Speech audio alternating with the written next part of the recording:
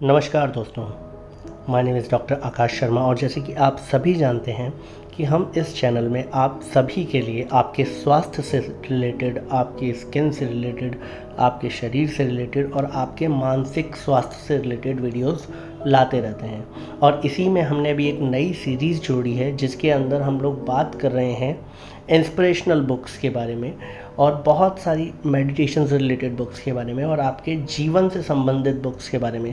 तो दोस्तों, आज इस बुक में जो एक नई बुक हम ऐड करने जा रहे हैं, उस बुक का नाम है टाइम मैनेजमेंट। जी हाँ दोस्तों, टाइम मैनेजमेंट। दोस्तों, मैं आप सभी को बता दूं, क्योंकि हमारी वीडियोस लगभग जो बुक रीडिंग की होती है लगभग 20 से 25 मिनट की होती है। और अगर आप इन बुक्स को रात में सोते समय चलाएं और सुने तो डेफिनेटली जो आपका सबकॉन्शियस माइंड है वो बहुत अच्छे से काम करेगा और डेफिनेटली आपको अपने जीवन में सकारात्मक रिज़ल्ट मिलने शुरू होंगे। जी हाँ दोस्तों, तो चलिए आज हम शुरुआत करते हैं टाइम मैनेजमेंट, समय के सर्वश्रेष्ठ उपयोग के 30 सिद्धांत बाय डॉक्टर सुधीर दीक्षित। जो हमारे बुक के लेखक हैं उनका नाम है डॉक्टर सुधीर दीक्षित और मैंने ये बुक पढ़ी है और बहुत ही अमेजिंग बुक है। दोस्तों, उससे पहले मैं आपको इसकी कुछ प्रस्तावना है उसके बारे में बताना चाहूँगा। इस पूरे संसार में सिर्फ एक ही कोना है जिसे सुधारना पूरी तरह से आपके हाथ में है और वह है आप स्वयं। ये कहा है ऑल्ड्स हक्सेल ने। मुझे खुशी है कि टाइम मैनेजमेंट पुस्तक पाठकों को इतनी पसंद आई और उपयोगी लगी कि पिछले 5 साल में इसके कई संस्करण हाथों हाथ बिक चुके हैं। पाठक अपने पत्रों में बार बार एक ही शिकायत करते थे कि समय कुछ ज़्यादा ही छोटी है, इसे जानबूझकर छोटा रखा गया था। इसके पीछे सोच यह थी कि समय प्रबंधन की पुस्तक में समय बचाने के तरीके बताए जाते हैं, इसलिए इसे पढ़ने में ज़्यादा समय नहीं लगना चाहिए। लेकिन लेखक हमेशा से पाठकों की सलाह मानते आए हैं, इसलिए पाठकों की मांग पर अब इस पुस्तक को थोड़ा बड़ा कर दिया गया है, बस थोड़ा सा। मूल संस्करण में समय के सर्वश्रेष्ठ उपयोग के 10 सिद्धांत बताए गए थे। इस संस्करण में 30 सिद्धांत दिए जा रहे हैं ताकि पाठकों को ज़्यादा लाभ हो सके। पिछले 5 सालों में हुए शोध से मैंने जो कुछ भी नया और उपयोगी सीखा था तथा जिसे समय प्रबंधन के क्षेत्र में कारगर पाया है, उस सभी का सार इस नवीन संस्करण में शामिल है। इस संस्करण में एक महत्वपूर्ण परिवर्तन यह है कि पुराने संस्करण के मल्टीटास्किंग वाले सिद्धांत को हटा दिया गया है। नए शोध से पता चला है कि मल्टीटास्किंग यानी एक ही समय में कई कार्य करना पुरुषों के लिए काफ़ी मुश्किल होता है और इससे एकाग्रता तथा कार्य की गुणवत्ता में कमी भी आ सकती है। जैसा पब्लिशियस साइरस ने कहा है, एक समय में 2 काम करने से एक भी नहीं होता है। इस पुस्तक को नए स्वरूप में लाने के लिए मैं प्रशासक विकास राखेजा का बहुत आभारी हूँ, जिनकी निरंतर प्रेरणा और सतत आग्रह के बिना यह कार्य संभव नहीं था। दोस्तों, पहला खंड, 3 बुनियादी सवाल। पहला बुनियादी सवाल, आजकल समय की इतनी कमी क्यों महसूस होती है?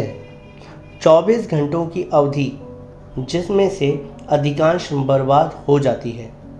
Ambrose Bierce. क्या आपने कभी सोचा है कि आजकल हमें समय की इतनी कमी क्यों महसूस होती है? समय पर काम न करने या होने पर हम झल्ला जाते हैं, आग बबूला हो जाते हैं, चिढ़ जाते हैं, तनाव में आ जाते हैं। समय की कमी के चलते हम लगभग हर पल जल्दबाजी और हड़बड़ी में रहते हैं।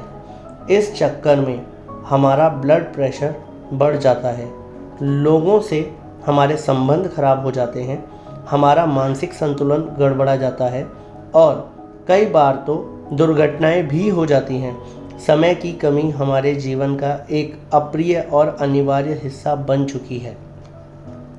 क्या आपने कभी यह बात सोची है, हमारे पूर्वज को कभी टाइम मैनेजमेंट की ज़रूरत नहीं पड़ी, तो फिर हमें क्यों पड़ रही है?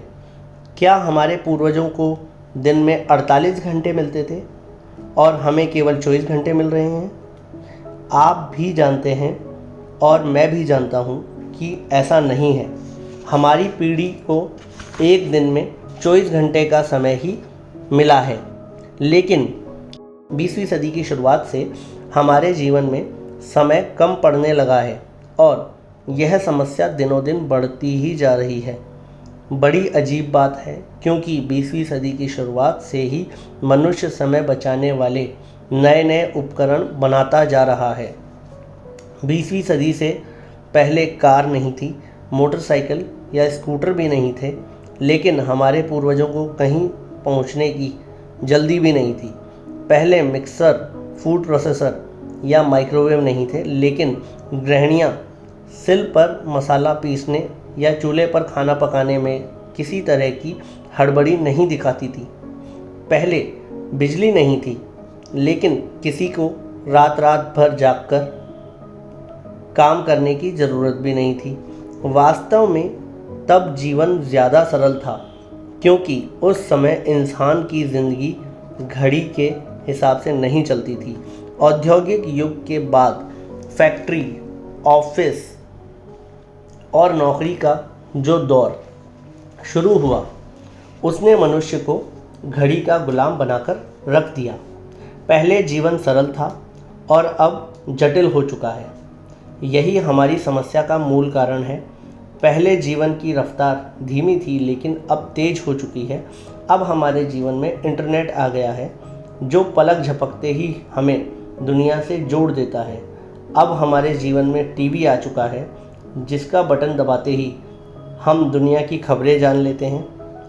अब हमारे पास कारें और हवाई जहाज़ हैं, जिनसे हम तेज़ी से कहीं भी पहुंच सकते हैं। अब हमारे पास 3G, 4G, 5G मोबाइल्स हैं, जिनसे हम दुनिया में कहीं भी किसी से भी बात कर सकते हैं और उसे देख भी सकते हैं।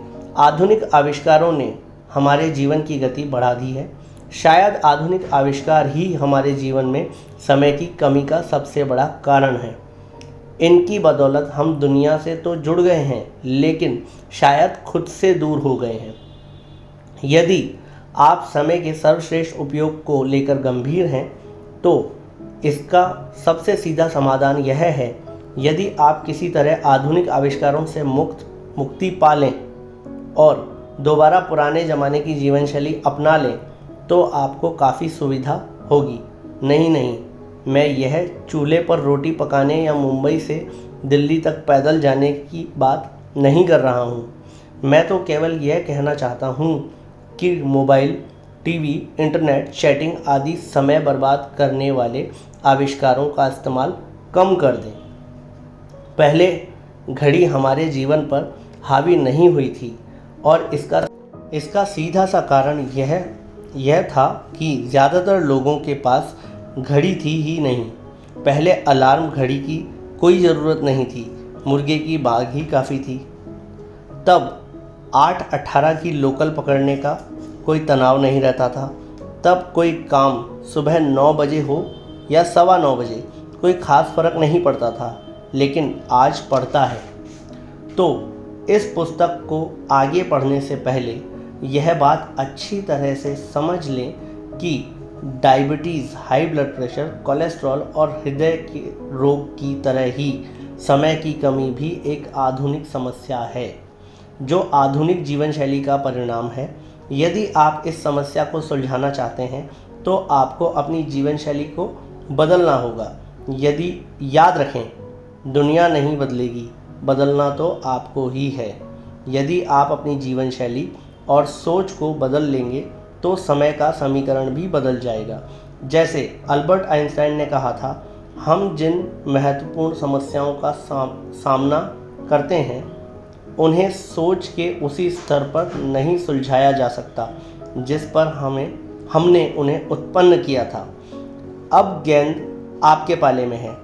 अपनी सोच बदलें, जीवन शैली बदलें और समय का उचित प्रबंधन करके अपना जीवन बदल लें। इस संदर्भ में आधुनिक प्रबंधन के पितामह पीटर एफ ड्रकर की बात याद रखें, जब तक हम समय का प्रबंधन नहीं कर सकते तब तक हम किसी भी चीज़ का प्रबंधन नहीं कर सकते।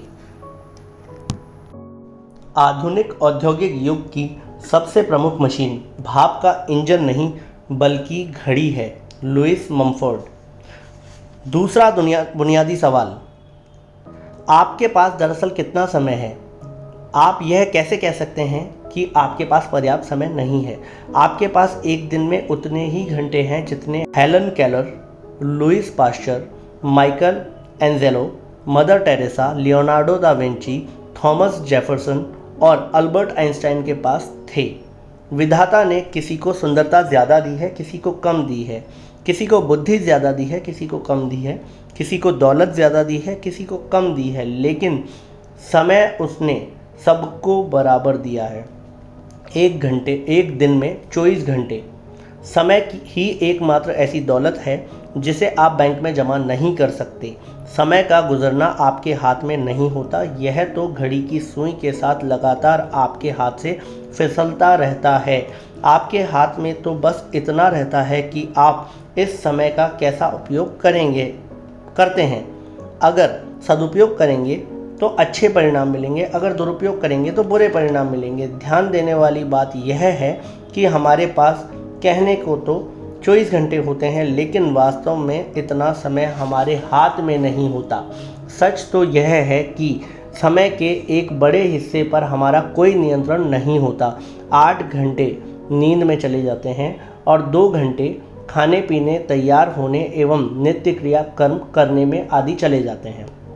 यानी हमारे हाथ में दरअसल 14 घंटे का समय ही होता है। दूसरे शब्दों में जीवन में सिर्फ 58% समय हमारा नियंत्रण संभव है, जबकि 42% समय हमारे नियंत्रण से बाहर होता है। सुविधा की दृष्टि से यह मान लें कि 40% समय पर हमारा नियंत्रण नहीं होता है, जबकि 60% समय पर होता है। इस संदर्भ में सदियों पहले भर्तृहरि की कही गई बात आज भी प्रासंगिक है। विधाता ने मनुष्य की आयु 100 वर्ष तय की है, जिसमें से आधी रात्रि में चली जाती है, बची आधी में से भी आधी बालावस्था और वृद्धावस्था में गुजर जाती है और बाकी बचे 25 वर्ष में मनुष्य को रोग और वियोग के अनेक दुख झेलने पड़ते हैं और नौकरी चाकरी करनी पड़ती है। इसलिए हम यह कह सकते हैं कि जल तरंग के सामने चंचल इस जीवन में लेश मात्र सुख भी नहीं है। समय अनमोल है, क्योंकि वास्तव में समय ही संसार की एकमात्र ऐसी चीज़ है जो सीमित है। अगर आप दौलत गंवा देते हैं तो दोबारा कमा सकते हैं, घर गंवा देते हैं तो दोबारा कमा सकते हैं, लेकिन अगर समय गंवा देते हैं तो आपको वही समय दोबारा नहीं मिल सकता। हमारे पास जीवन में बहुत कम समय है और यह समय सीमित है। यदि हम अपनी अपेक्षित आयु 100 वर्ष मान लें तो हमारे पास जीवन में कुल 36,500 दिन ही होते हैं। इसी समय हिसाब लगाकर देखें कि 36,500 दिनों में से आपके पास कितने दिन बचे हैं जिनमें आपको अपने जीवन का लक्ष्य प्राप्त करना है। नीचे दी गई आसान गणना करके खुद जान लें कि आपके पास अब लगभग कितने दिन बचे हैं। जीवन के कुल दिन 36,500, गुजर चुके दिन आपकी उम्र इंटू 365, शेष बचे दिन आपके सामने होंगे। अगर हम जीवन में कुछ करना, कुछ बनना, कुछ पाना चाहते हैं तो यह अनिवार्य है कि हम समय का सर्वश्रेष्ठ उपयोग करना सीख लें। ताकि इस धरती पर अपने सीमित समय में हम वह सब हासिल कर सकें जो हम हासिल करना चाहते हैं, चाहे वह दौलत या शोहरत हो, सुख या सफलता हो। तीसरा बुनियादी सवाल, आपका समय कितना कीमती है? समय आपके जीवन का सिक्का है। यह आपके पास मौजूद इकलौता सिक्का है और सिर्फ आप ही यह तय कर सकते हैं कि इसे कैसे खर्च किया जाए। सतर्क रहें वरना आपके बजाय दूसरे लोग इसे खर्च कर देंगे। कहा जाता है समय ही धन है, परंतु यह कहावत पूरी तरह सच नहीं है। सच तो यह है कि समय सिर्फ संभावित धन है। अगर आप अपने समय का सदुपयोग करते हैं तभी आप धन कमा सकते हैं।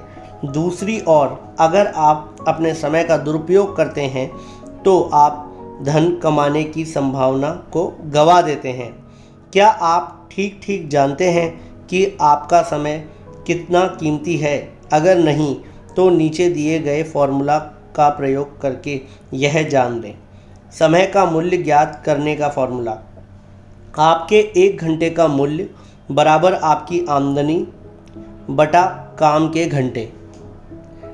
आपकी आमदनी में काम के घंटों का भाग देने से आप जान जाएंगे कि आपके 1 घंटे की समय का वर्तमान मूल्य क्या है। मान लें आप हर महीने 20,000 रुपये कमाते हैं और इसके लिए आप महीने में 25 दिन 8 घंटे काम करते हैं, यानी आप कुल मिलाकर 200 घंटे काम करते हैं। इस स्थिति में आपके 1 घंटे का मूल्य होगा 20,000 आपकी आमदनी बटा 200 बराबर 100।